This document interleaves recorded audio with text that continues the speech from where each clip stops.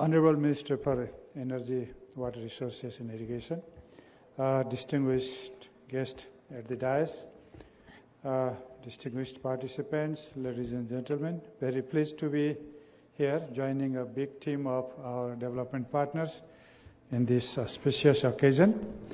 First of its kind, of course.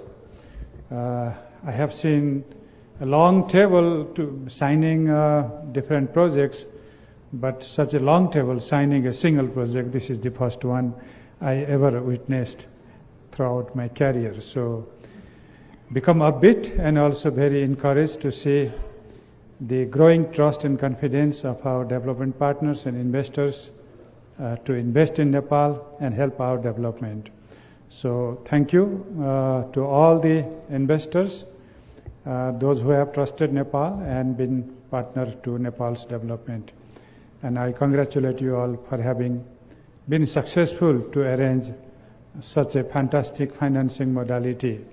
We have opted everything here. We have opted blended finance, we have used climate fund, we have used hedging services, we have used loans, we have used equities, everything put together. I think this is a kind of hybrid mechanism of financing big projects in Nepal. But having said that, let me also mention that this is the piloting of bigger projects which might come in coming days. We didn't need so many development partners to develop 216 megawatt, but this is a trial case. So I take it as a trial case in order to build confidence to have more investments for bigger projects, and Nepal have plenty of them. And we are happy that we can share with you the more lucrative and higher capacity holding power projects, if you like so. So let me take this opportunity to offer you also big projects, and our Honorable Energy Minister is there, so I'm taking the liberty to also invite to all the potential investors in hydropower, also on behalf of our colleague in the cabinet. What we have done so far to attract FDI in hydropower, and for that matter in several of the other investments. We have amended several of our laws. That includes Public-Private Partnership Act, that includes Foreign Investment and Technology Transfer Act, and that includes Industrial Enterprise Act. And now we are working on the regulations to see that our regulations are friendly to investors and which carry the message and the privilege provided by the Act to be provided also to the potential investors. We have enacted the hedging bylaw, which would be revised and amended if necessary to capture more of such hedging facilities to the potential investors. We have been very clear on the PPA policy, also including in power purchase agreement in US dollar terms. We have very clear policy on that. Land acquisition, forest acquisition are made very simple now. The new legislations are coming to force so that the potential investors don't have to worry about access to forest and also having acquisition of the land for power development. We are in a stage of completing our sovereign rating so that the risk assessment of the country is properly done by the potential investors. At the moment, I myself feel that we have been overly taken as a risky country, and with the sovereign rating taking place, perhaps will be coming to a very realistic position so far as the investors would assess the country risk. We also have good rating companies within the country to assess company-wise risks and instrument-wise risks, and I think they are also providing a very competitive environment for rating within the country. Our domestic banks are getting more capacity to finance for the long-term projects, also because they have a higher capital base, and they are now mobilizing long-term capital also to make such funding available for long-term projects. Our capital market is nascent, no doubt, but we also have the kind of dynamism in the market, and if the investors so want to raise money from the capital market by IPOs, I can assure that you will raise the money definitely, and there would be no undersubscribing. At least we didn't have such kind of undersubscribing so far in the history, except for a few in the very, very, I would say, remote past. So, if you want to raise equity from our domestic market, if you want to lend money, if you want to raise money from the banking system, and if you want to borrow from abroad to be invested in Nepal through different investment companies, you are always welcome. We are also working on the diaspora bond or local currency bond to be issued abroad, which might create an opportunity for banks and institutions to have access to a long-term fund through the issuance of the bonds. And that I would hope that with IFC's support, we'll be able to do that, and also with ADB's encouragement for us to go on the local currency bond. Perhaps ADB would also join us to raise money through the local currency bond, raising money abroad to add liquidity into our domestic financial system. We are planning to raise domestic consumption of power, no doubt. Our domestic consumption, as our preceding speakers spoke about, is low. But as the country's per capita income grows and as the country's modernization and urbanization takes place, so would be the demand for power. So we'll be looking into all the possibilities whereby we could raise our domestic consumption of power. But having said that, I should also admit that our domestic consumption is never enough. If we really want to harness all our electric power capacity which remains in the country. So we are talking about power exports, which is a reality, which is not only a myth that we have been talking now, because the kind of power we can generate with our projects, the storage projects I would mention, for example, would be the kind of power which is quality power and to be provided at a time when there is peaking demand for power, and also we generate more power when there is peaking season for the electricity consumption. And for that we have to develop our cross-border transmission lines, which we have been exactly doing, and also thanks to MCC USA, which has been supporting us to have some of those transmission lines developed, which are cross-border transmission lines, and also thanks to some of our bilaterals who are also supporting us towards that direction. I'm also happy to note that some of the ongoing projects are taking shape now, and that could be Arun Third, and that could be Upper Karnali, and there could be some more. And many of such projects which were agreed and signed during the investment summit held early this year, they are materializing now.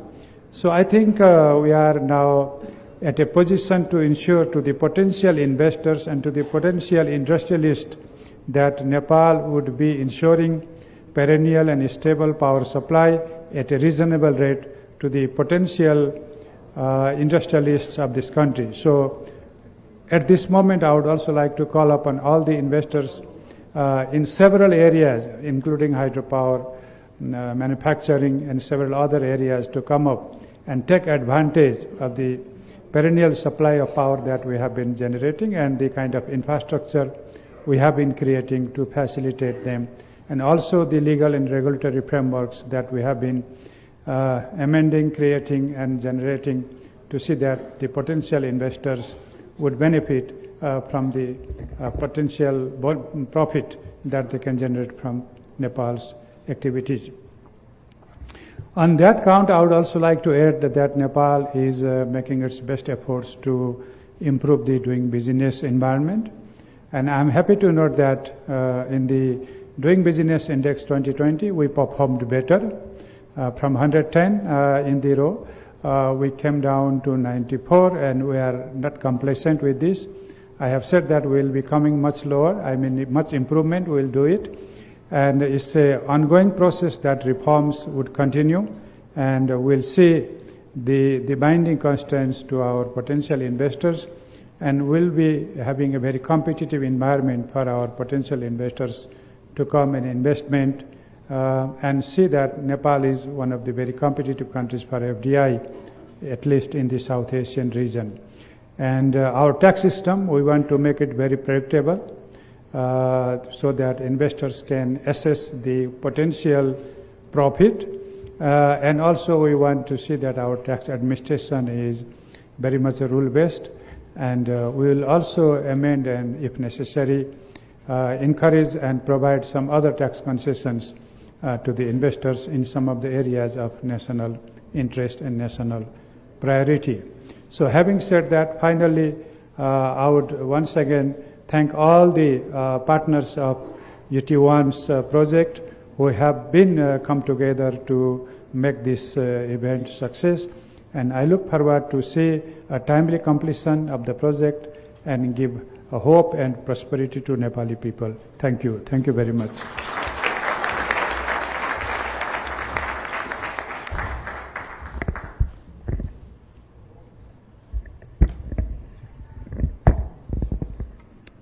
Thank you, Dr. Khatiwada, for your informative remarks and vote of confidence.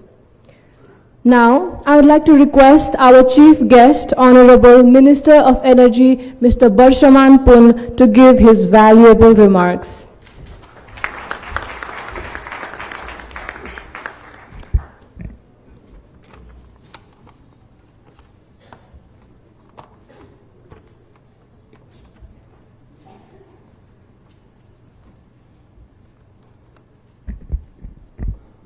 Honorable Finance Minister Dr. Yuvraj Khatiwada, Excellency Ambassador to Nepal,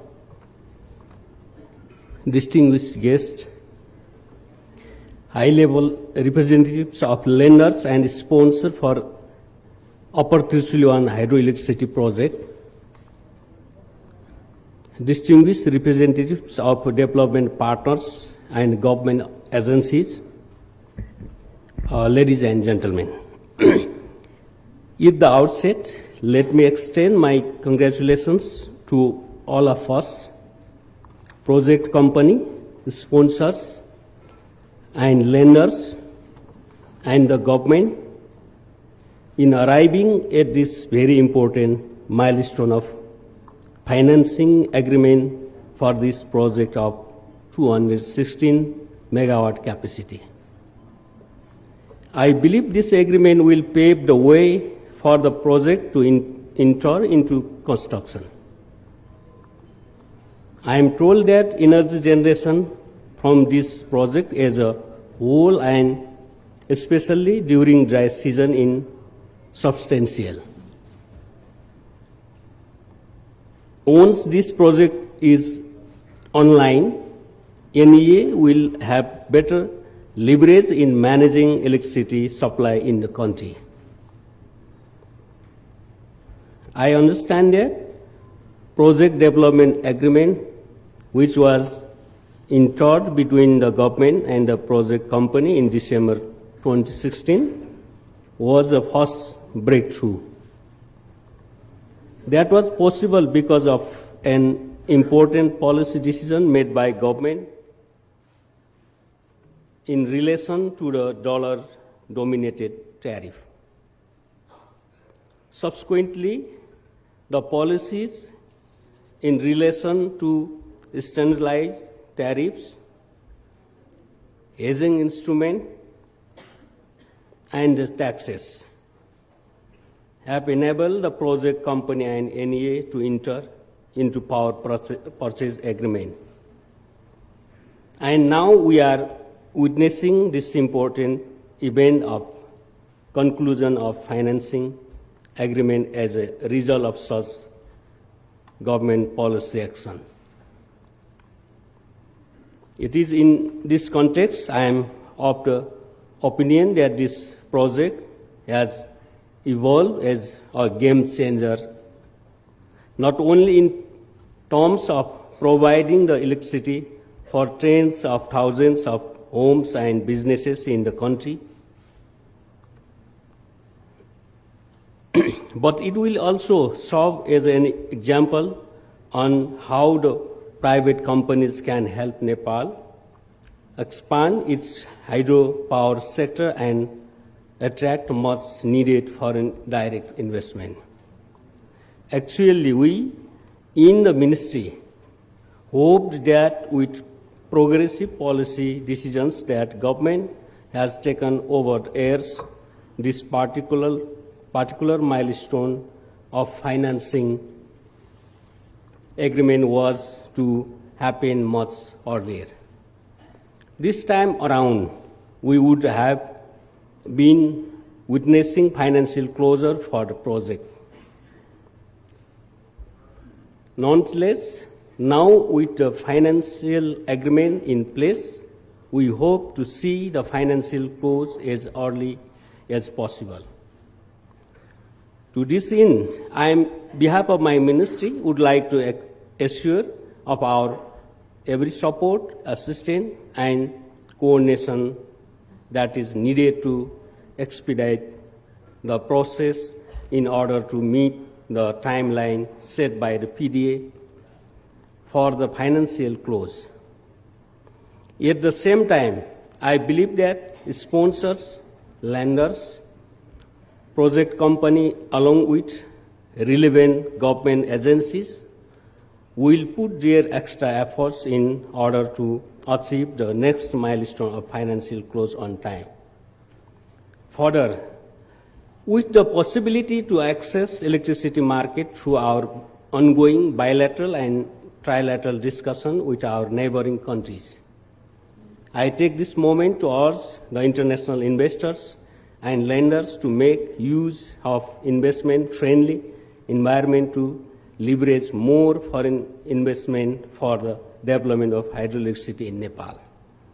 Let me also use this opportunity to appreciate the demonstration of very intent, the efforts and the patience of all the sponsors led by KOEN and consortium of lenders led by IFC. In relation to the development of the project, we also appreciate the support extended by several other development partners, World Bank, DFID, and USAID in particular during the journey of UT1 project. Likewise, I would like to extend my sincere gratitude for the role played by the various government ministries and agencies to bring the project to this level. Last but not the least, without the continued effort of my team in the ministry, department and NEA since the very inception of this project, today's milestone could not have been achieved. I once again congratulate all the parties involved and let's work together to see this project online by March 2024. Thank you all.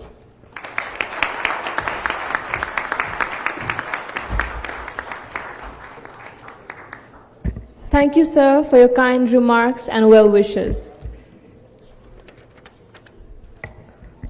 Moving on to the main event of the day, I would like to request all the authorized signatories from our lenders, sponsors, Asian Bank, and NWEDC to step towards the signing table to kindly sign the financing agreement. We have from IFC, Mr. Mengitsu Alemayu, Director, South Asia Region, and Ms. Crisquea Sierra Escalante, Senior Manager, Blended Finance Department. From ADB, Mr. Shantanu Chakraborty, Director of Infrastructure Finance Division, Private Sector Operations Department. From AIIB, Mr. Donggik Lee, Director General, Investment Operations Department. From KEXIM, Mr. Son Myung Jung, Director General, Infrastructure Finance Department. From KDB, Mr. Sen Buksa, Head of Project Finance, Asia Pacific. From CDC, Mr. Jeremy Burke, Investment Director, Infrastructure Project Finance. From FMO, Mr. Geert Finot, Head of Energy Asia Division. From Popalco, Mr. Yatin Kundra, Investment Officer. From UFIT, Mr. Riza Jojo Sugito, Senior Counsel.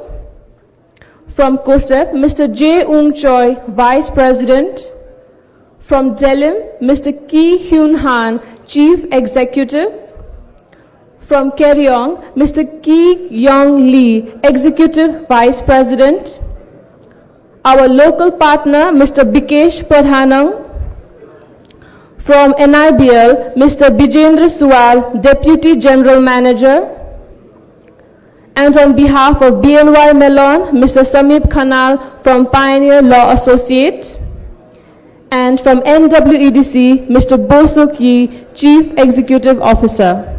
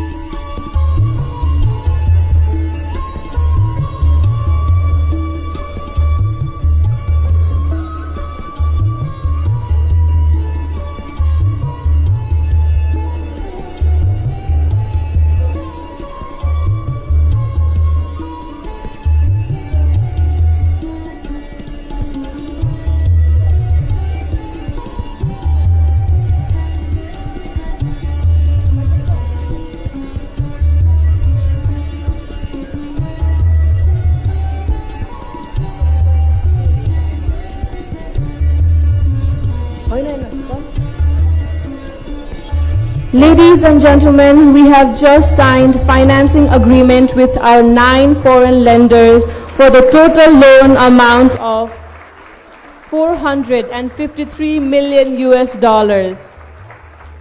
This is the largest loan investment from such a big group of foreign lenders in Nepal. Let's celebrate this major milestone with another big round of applause.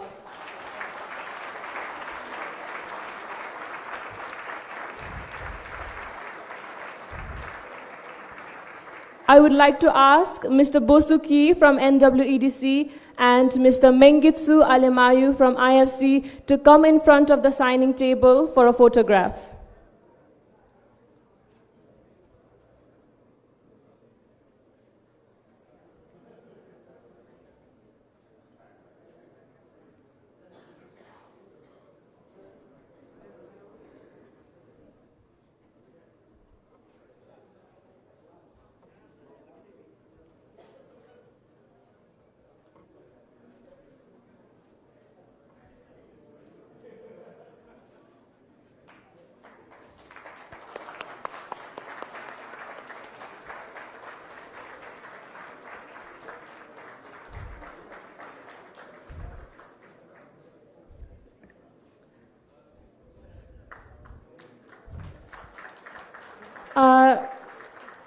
I would like to request all our photographers to kindly move slightly back. Now I'd like to request all the signatories to come forward for a group photograph.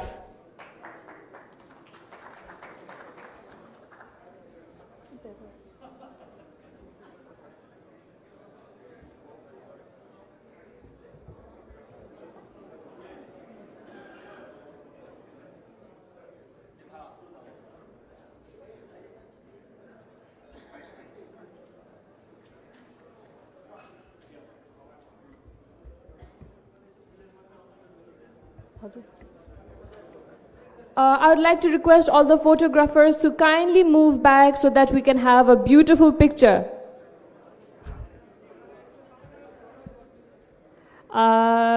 हाम्रो photographer दाइहरूलाई म अलि पछाडि जान request गर्छु अलि राम्रो photo आएन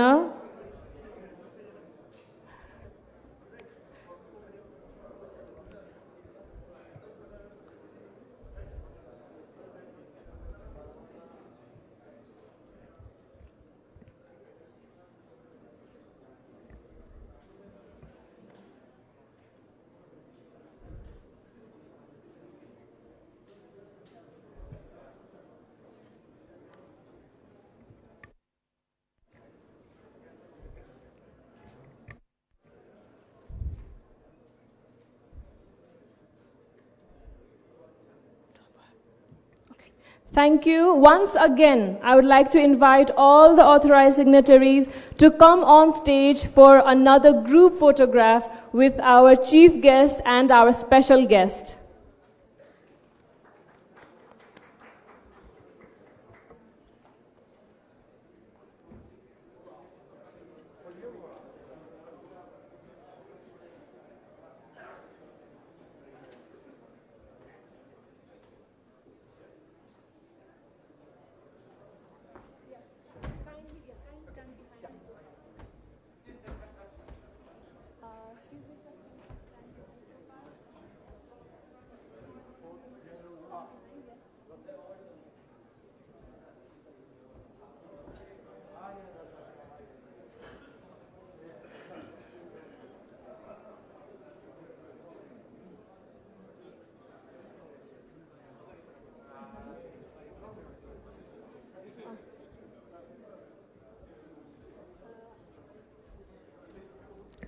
I would like to request our chief guest and all the delegates to sit on the sofa and rest of our authorized signatories to stand behind the sofa.